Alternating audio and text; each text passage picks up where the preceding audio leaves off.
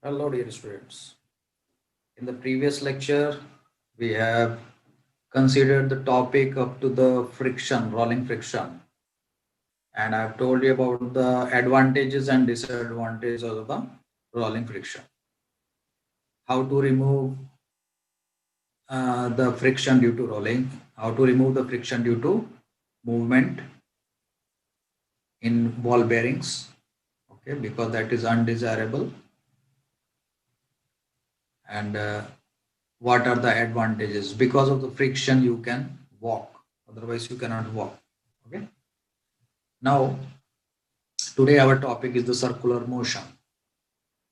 So, we have seen whenever a body is moving in a circle, then it needs centripetal force towards the center. So, here we will consider that a car is there, a car is moving on a circular path of radius r. So to move a car in a circular path, it needs a centripetal force towards the center known as the centripetal force. And what is the centripetal force? mv square upon r. The centripetal force. Centripetal acceleration is v square upon r.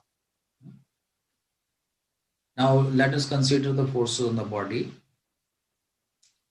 Now about this centripetal force, you must understand that for a stone rotated in a circle by a string, the centripetal force is provided by the tension in the string. String में जो tension होता है, जैसे मैंने अपने हाथ में जो है एक स्ट्रिंग पकड़ी हुई है, उस स्ट्रिंग से आगे पत्थर बंधा हुआ है, उसको गोल गोल घुमा रहे हैं सर्कल में, तो वो पत्थर गोल गोल घूम रहा है. क्यों घूम रहा है? Because to move it in a circular path, the centripetal force is provided by the tension in the string which I have given from my hand. Okay, and the centripetal force for the motion of a planet around the sun is provided by the gravitational pull of the sun on the planet. The gravitational pull is provided by the planet to the sun, and that provides the centripetal force for moving in a circular orbit. Where the car is having different forces, let us see those forces. The forces are shown here on the car. What are the forces acting on the car? The weight of the car is acting downwards, mg, and the normal reaction of the car is acting upwards, n. And since the car is moving in a circular path, so this side centripetal force is shown. Okay, centripetal acceleration is shown.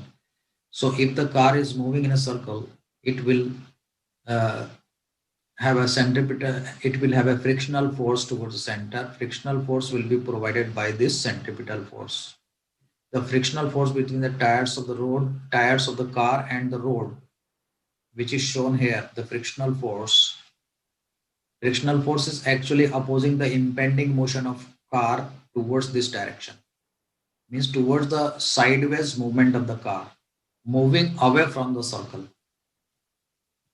तो उस car को circle से away move करने के लिए ये रोकता है क्या? Frictional force.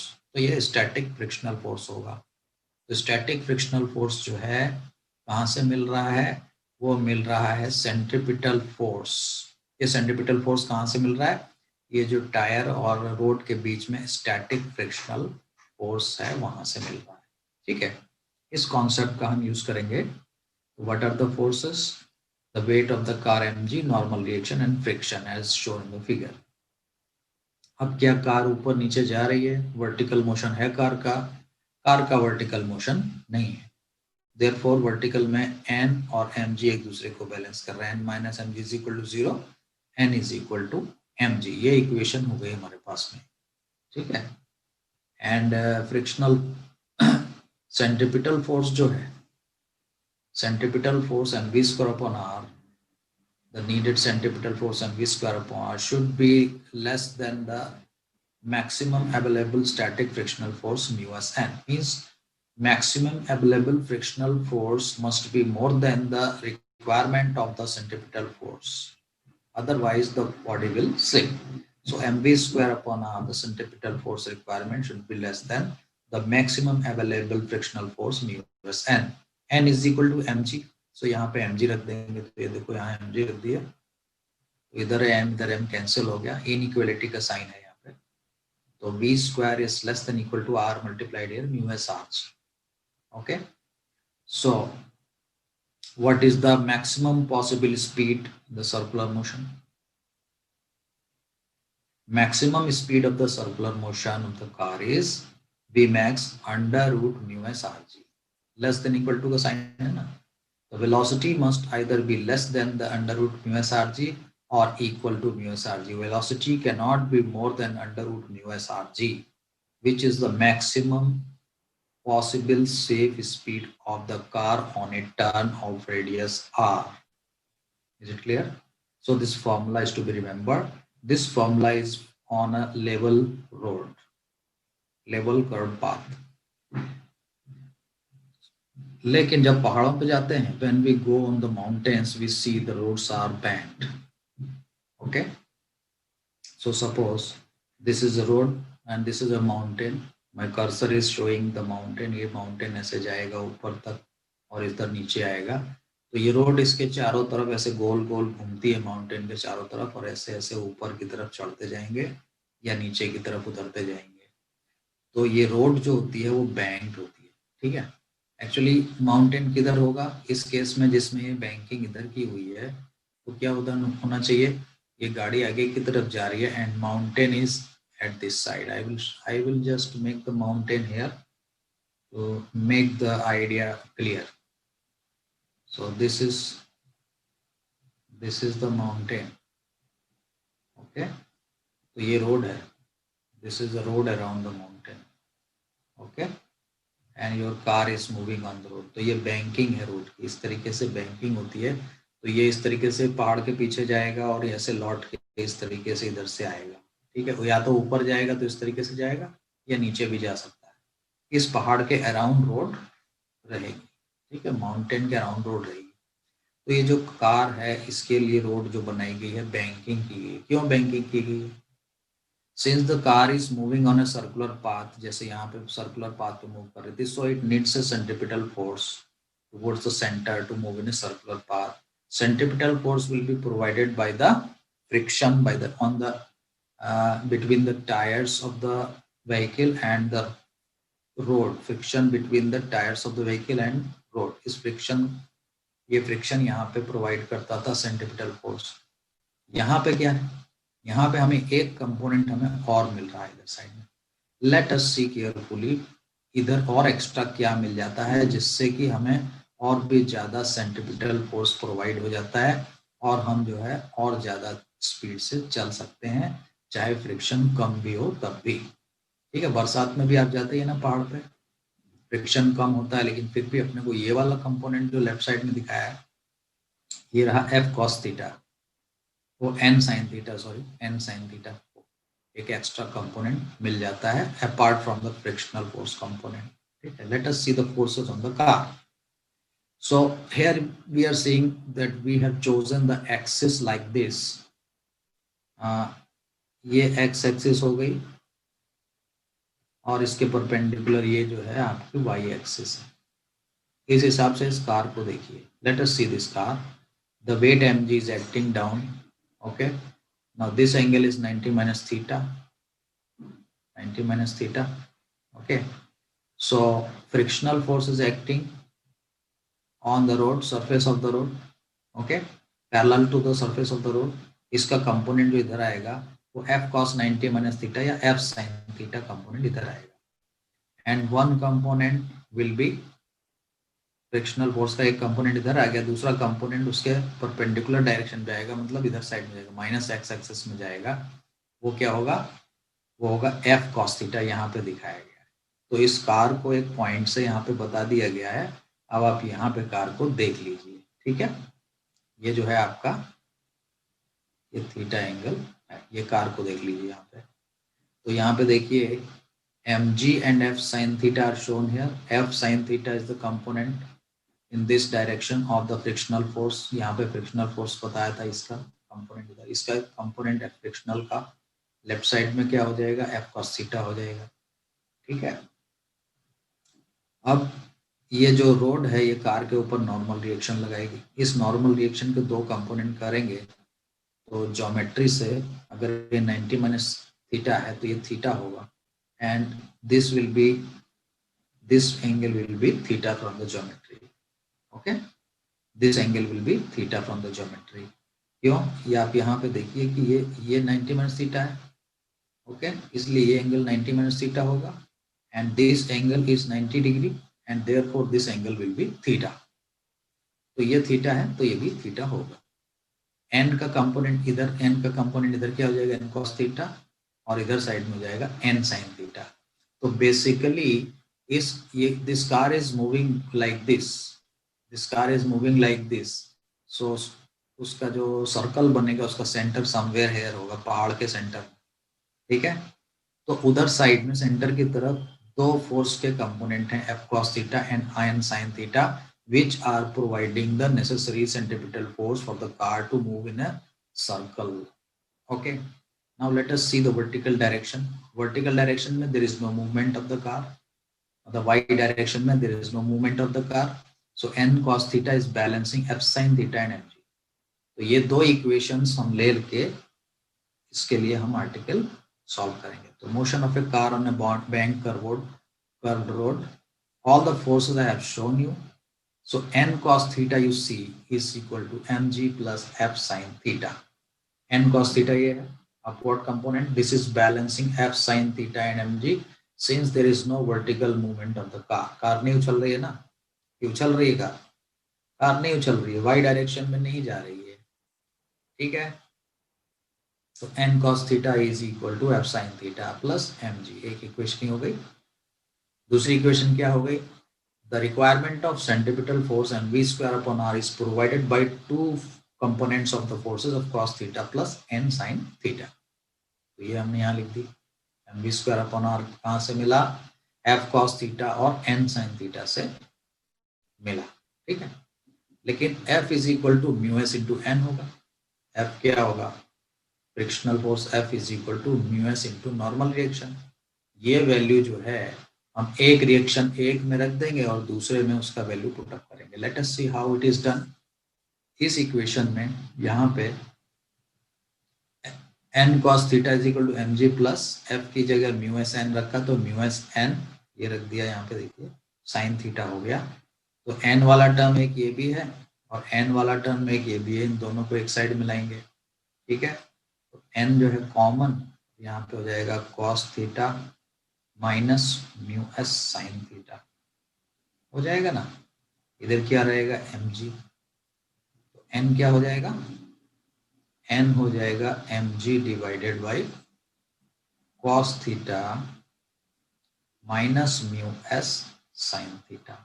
ये वैल्यू उठा के अभी इसमें अपने को रखना है. इसमें रखने से पहले f की वैल्यू यहाँ पे रखनी पड़ेगी अपने को, mu s into n. Now let us see n sin theta plus mu s into n cos theta equal to mv square upon r में हमें n की वैल्यू रखनी है. तो n कॉमन ले लेंगे, n कॉमन लेंगे तो क्या आएगा ब्रैकेट में sin theta plus mu s cos theta. Right, n अभी क्या निकाला हमने वो देखिए यहाँ पे लिखा हुआ, n की वैल्यू जो अभी हमने कैलकुलेट की mg upon cos theta minus mu s sin theta, पहली इक्वेशन से वो यहाँ लिखी हुई है वो यहाँ पे रख देंगे n कॉमन लेके. तो देखिए mg upon cos theta minus mu sine theta रख दिया, और जो कॉमन आया था n कॉमन लेने के बाद में ब्रैकेट में आया था sin theta plus mu S cos theta. तो sin theta plus mu S cos theta is with in bracket से here is equal to mv square upon r. So mm cancels out on both the sides and we have this relation. तो what is v max, r को इधर multiply करेंगे तो v max is equal to under root of rg mu S plus tan theta upon 1 minus mu S tan theta. ये tan theta कहाँ से आ गया, इस ऊपर वाले इक्वेशन में नीचे वाले इक्वेशन में हम डिवाइड कर देंगे cos थीटा से. तो डिवाइड बाय cos थीटा ये बन गया tan theta plus mu S, तो ये देखो mu S plus tan theta. cos theta से नीचे डिवाइड कर दे 1 हो गया minus mu S tan theta हो गया ना. तो हमारे पास जो एक्सप्रेशन आया, very important relation we got here. ठीक है, under root of R G mu S tan theta upon 1 minus mu S tan theta. ठीक है, this is for a level This is not for a level road, this is for a banked road on the mountains. ठीक है.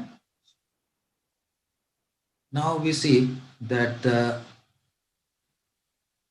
if the friction is zero, if the frictional force is almost zero on the road, मतलब पानी बरस रहा है पहाड़ पे, आप जा रहे हैं सड़क पे, उस केस में what is the optimum speed of the car? तो यहाँ पे म्यू एस जीरो रख देंगे तो यहाँ 1 हो जाएगा, यहाँ जीरो रख देंगे तो tan थीटा हो जाएगा, आर जी tan थीटा बचा अंडर रूट के अंदर, तो v zero is equal to under root R G tan theta. At this speed the frictional force is not needed at all. क्यों? क्योंकि इसी स्पीड पे जो सेंट्रीपिटल फोर्स मिल रहा है वो नॉर्मल रिएक्शन का जो कंपोनेंट सेंटर की तरफ आया था उसकी वजह से मिल रहा है. ठीक है. नाउ ये इक्वेशन अपने को बताता है कि इस स्पीड पे चलेगी गाड़ी तो वियर एंड टियर टायर्स के बीच में, रोड के बीच में कम होगा, टायर का वियर एंड टियर सबसे कम होगा. ठीक है. और this is called the optimum speed of the car on a bank curve road. ठीक है. Optimum speed. इससे कम स्पीड से चलाएंगे तो कार नीचे की तरफ खिसक जाएगी. देखिए यहाँ पे आपको, इससे कम स्पीड पे चलाएंगे तो ये कार जो है पहाड़ की तरफ खिसक जाएगी, और इससे ज्यादा स्पीड पे चलाएंगे तो कार जो है इधर ऊपर की तरफ उठ जाएगी. इधर नीचे तो खाई है ना, आपको पता है ना, बहुत गहरा होता है यहाँ पे अड्डा, तो ये कार ऊपर की तरफ खिसक जाएगी. तो ऑप्टिमम स्पीड जो है under root R G tan theta जो है ऑप्टिमम स्पीड है, जिसपे कि ये कार ना तो इधर जाएगी ना इधर जाएगी, क्योंकि फ्रिक्शन नहीं है ना, फ्रिक्शन जीरो मान लिया हमने. इस केस में optimum speed of the car यहाँ पे ये रहेगी. मिनिमम वियर एंड टियर के लिए टायर कम घिसेंगे और जो है सेफली आप चल पाएंगे. ठीक है. Optimum speed of the car. दूसरी बात कि अगर हमें गाड़ी पार्क करनी है, रुक जाना है, तो फ्रिक्शन तो ऑलमोस्ट जीरो है, थोड़ा तो होगा ही. ऑलमोस्ट जीरो का मतलब थोड़ा तो होगा ही, बरसात का टाइम है, तो उस वक्त गाड़ी कब पार्क की जा सकती है? So car can be parked only if tan theta is less than equal to mu S. tan theta जो है बैंकिंग का एंगल थीटा है, तो tan theta will be less than equal to mu S. ठीक है. तभी car park हो सकती है, अदरवाइज कार पार्क नहीं हो पाएगी. तो अभी हमने दो आर्टिकल देखे, एक तो लेवल कर्व रोड का, एक बैंड कर्व रोड का. अब उसके ऊपर एग्जांपल्स हैं. Let us see example 5.10 and see what is shown here. A cyclist speeding at 18 kilometre per hour. Level road, क्या बोला इसने? लेवल रोड पे जा रहा है 18 किलोमीटर पर आवर से साइकिलिस्ट, और शार्प सर्कुलर टर्न लेता है 3 मीटर रेडियस का, और अपनी स्पीड को रिड्यूस नहीं करता है without reducing the speed. Coefficient of static friction between the tyres and road 0.1 दिया हुआ है. साइकिलिस्ट स्लिप करेगा टर्न लेते हुए कि नहीं स्लिप करेगा, ये आपको बताना है. तो इसका मतलब है हमें कैलकुलेट करना है what is the maximum possible speed of the cyclist. ठीक है. Maximum possible speed of the cyclist on a level curve road is under root mu S R G. ठीक है. म्यू एस आर जी का under root निकालना है. R is 3, G is 9.8, mu s is equal to 0.1, and mu s Rg value 2.94. Okay. So we see that mu s Rg value is 2.94. ठीक है. इसका under root लेंगे तब आएगा, वो भी बहुत कम आएगा, 2.94 से तो कम ही आएगा. ठीक है. अब हम चेक कर लेते हैं कि हमारी जो है मैक्सिमम पॉसिबल स्पीड कितनी है. तो v स्क्वायर उसका उतना आ रहा है, मैक्स स्पीड जो एक्चुअल स्पीड है, तो हमारी मैक्सिमम पॉसिबल स्पीड जो है इतनी है. एक्चुअल स्पीड कितनी है वो देख लेते हैं. एक्चुअल स्पीड है 18 किलोमीटर पर आवर, तो 5/18 से मल्टीप्लाई कर दो, 5 मीटर पर सेकेंड हुआ. v स्क्वायर करो, इसका स्क्वायर करो, 25 हुआ. ठीक है. तो हमारी स्पीड जो है, उस साइकिलिस्ट की स्पीड जो है वो मैक्सिमम परमिसिबल स्पीड से ज्यादा है. इसका मतलब है साइकिलिस्ट विल स्लिप. साइकिलिस्ट क्या हो जाएगा? स्लिप हो जाएगा while taking the turn. अब देखिए, circular race track of radius 300 metre is banked at an angle of 15 degree. If the coefficient of friction between the wheels of a race car and the road is 0.2, ये coefficient of friction दिया हुआ, 300 metre capital R दिया हुआ है, angle of banking theta 15 degree दिया है, ठीक है। तो पहला क्या कैलकुलेट करना है आपको, optimum speed of the race car to avoid wear and tear on the tyres. तो under root mu S R G होता है, under root R G tan theta होता है, ठीक है। तो under root R G tan theta जो है हम यहाँ पे कैलकुलेट कर लेंगे। तो आर 300, जी की वैल्यू 9.8, टेन थीटा 1015 हो जाएगा, टेबल से देख लेंगे वैल्यू, अंडर रूट निकालेंगे, we get 28.1 metre per second. This is the optimum speed of the car. Maximum permissible speed in the second part is being asked. Maximum permissible speed to avoid slipping. Car की slipping ना हो तो maximum permissible speed हमारा जो बड़ा वाला formula था उससे दी गई, ठीक है। तो वो फॉर्मूला लगाएंगे तो कितना आएगा, वी मैक्स कितना आएगा बच्चों, V max is equal to under root R G mu S plus tan theta upon 1 minus mu S tan theta, इस पूरा का पूरा अंडर रूट में आएगा, ठीक है। तो इसमें म्यू एस की वैल्यू मालूम है, टेन थीटा मालूम है, 1 mu S tan theta, R and G everything is known. इसमें वैल्यू पुट अप करेंगे 38.1 metre per second,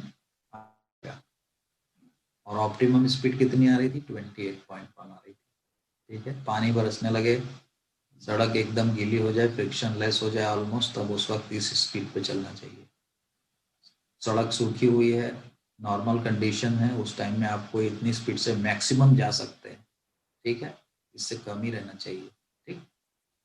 now to solve the problems of mechanics, अपने को ऐसे ऐसे प्रॉब्लम्स आते हैं, there is assembly of different bodies exerting forces in each other, बहुत से कॉम्प्लिकेटेड सिस्टम आते हैं, ठीक है। जब इन तरह की प्रॉब्लम को सॉल्व किया जाता है तो हम उस प्रॉब्लम का एक सिस्टम, एक पार्ट चूज कर लेते हैं असेंबली का, और लॉज ऑफ मोशन उसमें अप्लाई कर देते हैं, ठीक है। Remaining part of the assembly से उस वाले चोजन पार्ट के ऊपर जो फोर्सेस लगते हैं वो हम कंसीडर कर लेते हैं, और उसके ऊपर Newton's laws of motion apply कर देते हैं, ये मेथड है, ठीक है। तो उसमें क्या प्रोसीजर है, प्रोसीजर है पहले डायग्राम बनाओ, various parts of the assembly of the bodies show करते हुए एक डायग्राम बनाएंगे, उस डायग्राम में हम एक चूज करेंगे एक पार्ट ऑफ द सिस्टम जो कि हमारे लिए कन्वीनियंट होगा, ठीक है। फिर एक सेपरेट डायग्राम बनाओ जिसमें कि बाकी का सिस्टम बताया जाएगा, remaining part of the assembly बताया जाएगा, ठीक है, and that includes all the forces of the system. और इसमें do not include the forces on the environment by the system, system जो है एनवायरनमेंट के ऊपर जो फोर्स लगा रहा है उसको हमें इंक्लूड नहीं करना है। ऐसे डायग्राम को फ्री बॉडी डायग्राम बोलते हैं, ठीक है। फ्री बॉडी डायग्राम में include information about the forces and magnitudes and directions.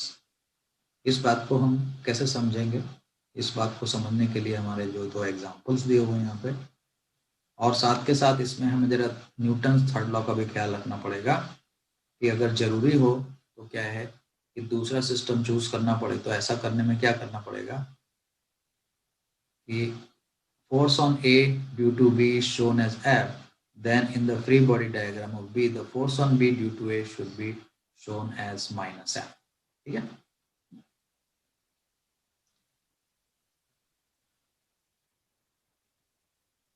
इसको समझाने के लिए आपको एग्जांपल बताए गए हैं, फ्री बॉडी डायग्राम के लिए मैं आपको एक हल्का सा आइडिया दे देता हूँ।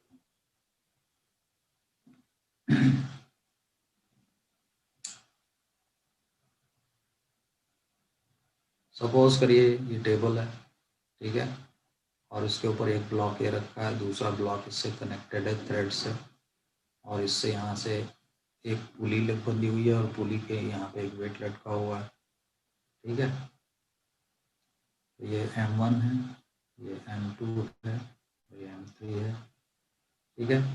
तो यहाँ टेंशन होगा, इसके अंदर थ्रेड के अंदर टेंशन दिखाना पड़ेगा, ठीक है।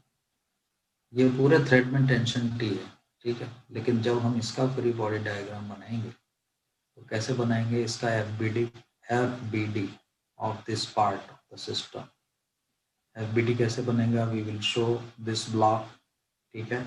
इसका वेट नीचे का काम कर रहा है M1G, ठीक है, और इसमें टेंशन ऊपर काम कर रहा है। Under the action of these two forces this is equilibrium. अब ये इक्विलिब्रियम में है कि नहीं, ये क्वेश्चन बता देगा आपको। यहाँ फ्रिक्शन हो, फ्रिक्शनलेस केस है अगर, तो ये मूव करता होगा, नीचे जाता होगा ए एक्सेलरेशन से ऐसे, और ये पूरा का पूरा जो सिस्टम है ये इधर ए एक्सेलरेशन से जाता होगा। तो since we are seeing this system only, तो हम इसको अलग से बना के और इसमें हम एक्सेलरेशन ये दिखा देंगे, और तब ये फोर्सेस आ गए इसके ऊपर और हम इसको कंसीडर करेंगे। मान लो कि इसको एनालिसिस करने के बाद में हमको पूरा आंसर नहीं मिला, एक इक्वेशन मिली, then we need another equation, तो हमें remaining part of the system को सेलेक्ट करना पड़ेगा। तो remaining part of the system क्या है? Remaining part of the system जो है ये बचा हुआ हिस्सा है, ठीक है। तो इसको हम ले लेंगे फ्री बॉडी डायग्राम के लिए, ठीक है। अगर मान लो हमसे सवाल पूछा, मतलब इसमें दोनों ब्लॉक बता के टी को इधर बताएंगे, ये देखिए फ्री बॉडी डायग्राम बना हुआ है और इसका जो वेट है नीचे एक्ट करेगा, M3G and M2G, M3G and M2G, ठीक है। हम इन दोनों को कंबाइन भी मान सकते हैं क्योंकि इसके बारे में पूछा नहीं, ठीक है। अब मान लीजिए कि आपके सामने एक नया प्रॉब्लम क्रिएट कर दिया गया कि ये टी है और यहाँ पे जो है टेंशन टी डैश है, तो टी डैश कैलकुलेट करना है आपको, और कैलकुलेट टी डैश तो कैसे करेंगे आप? टी डैश कैलकुलेट करने के लिए आपको फ्री बॉडी डायग्राम इसका बनाना पड़ेगा। तो इसका फ्री बॉडी डायग्राम कैसे बनेगा? देखिए ये पूरा सिस्टम, और इस सिस्टम की एनालिसिस से आप एक्सेलरेशन एंड टी निकाल चुके हैं, ये वाला बचा हुआ टी डैश। टी डैश निकालने के लिए ये थ्रेड कंसीडर करना पड़ेगा, और जो है इस ब्लॉक को कंसीडर करेंगे तो फ्री बॉडी डायग्राम क्या आएगा? M3 का। तो यहाँ बना लेते हैं इसको, देखिए ये free body diagram M3G is acting downwards and normal reaction is acting upwards। तो ये दोनों एक दूसरे को कैंसिल कर देंगे, नो प्रॉब्लम। तो इसको आगे ले जाने वाला फोर्स टी डैश है, और एक्सेलरेशन देखिए ए एक्सेलरेशन से जा रहा है, तो हम यहाँ दिखा देंगे ए एक्सेलरेशन से जा रहा है। ये फ्री बॉडी डायग्राम इसका हो गया। अब इसको सॉल्व करने पे भी अगर अपने को प्रॉब्लम सॉल्व नहीं हो, ए एंड टी डैश हमारे अननोन रह गए मान लीजिए, तो again we have to consider the further system. मान लो कि फ्री बॉडी डायग्राम M2 का बनाना पड़ा, तो हमें M2 का फ्री बॉडी डायग्राम बनाने के लिए क्या करेंगे? M2G is acting downwards and normal reaction N dash is working upwards, और यहाँ पे T डैश देखिए इधर दिखाया था, तो यहाँ पे क्या बताएंगे? यहाँ पे बताएंगे टी डैश इधर। समझ गए? जो पॉइंट आपके फ्री बॉडी डायग्राम बनाने में एक्सप्लेन किया गया था वो यही था कि न्यूटन थर्ड लॉ का अगर हम आजू बाजू वाले सिस्टम का बनाएंगे तो ए जिस बी पे जितना फोर्स लगा रहा है बी उस पे उतना ही फोर्स लगा रहा है, ऐसा न्यूटन के थर्ड लॉ से हम ये फ्रिक्शनलेस केस कंसिडर कर रहे हैं। अगर फ्रिक्शन होगा तो इसमें थोड़ा चेंज आ जाएगी। तो यहाँ पे क्या होगा? T dash action and reaction, ठीक है।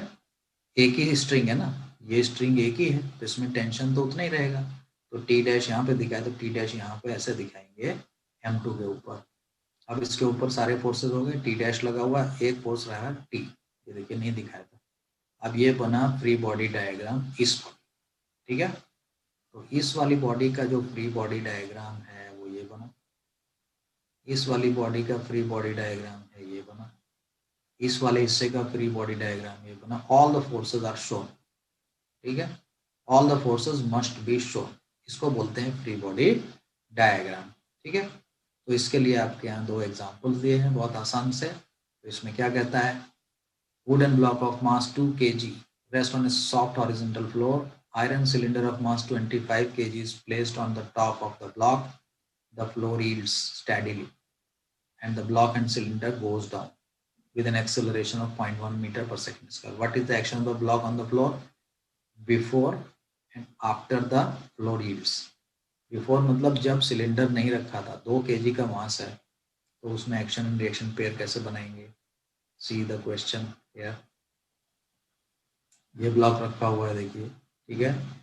तो ये जो 20 न्यूटन फोर्स नीचे लगा रहा है mg and reaction of the floor is upward. ये फ्लोर हल्का सा है, ज़्यादा वजन से टूट जाता है, ऐसा बताया गया है।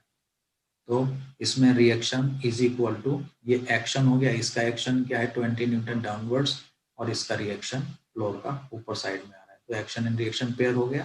ठीक है, अब देखिए इस पे सिलेंडर रख दिया 25 किलोग्राम का, तो ये नीचे चला गया, फ्लोर नीचे चला गया देखिए, और जा रहा है 0.1 metre per second square acceleration से। ठीक है, तो अब यहाँ पे जो है किस तरीके से करेंगे, यहाँ पे फ्लोर की वजह से जो रिएक्शन आ रहा है वो है R डैश।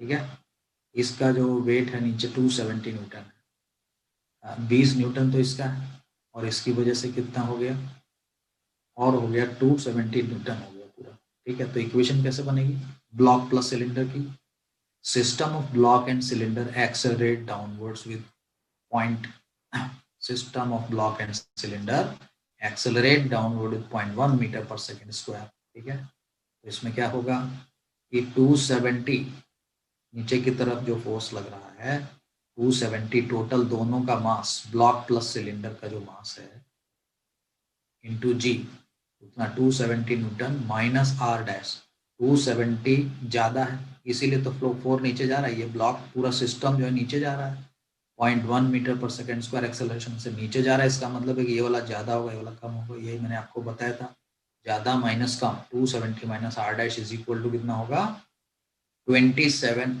m इंटू ए, m कितना है 27 kg, और ये एक्सेलरेशन ए से नीचे जा रहा है जो कि दिया हुआ है आपका एक्सेलरेशन क्वेश्चन में, तो 27 m इंटू ए, ये हो गया m और ये हो गया a।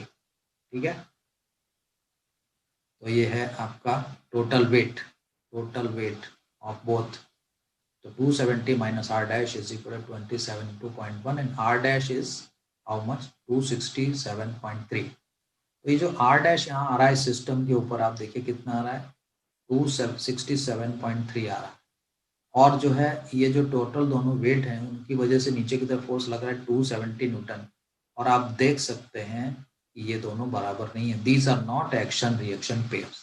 जब तक वो रुका हुआ था तब तक ये एक्शन रिएक्शन पेयर्स थे, लेकिन जैसे ही ये एक्सेलरेशन में जो चल रहा है तो एक्शन रिएक्शन पेयर्स नहीं।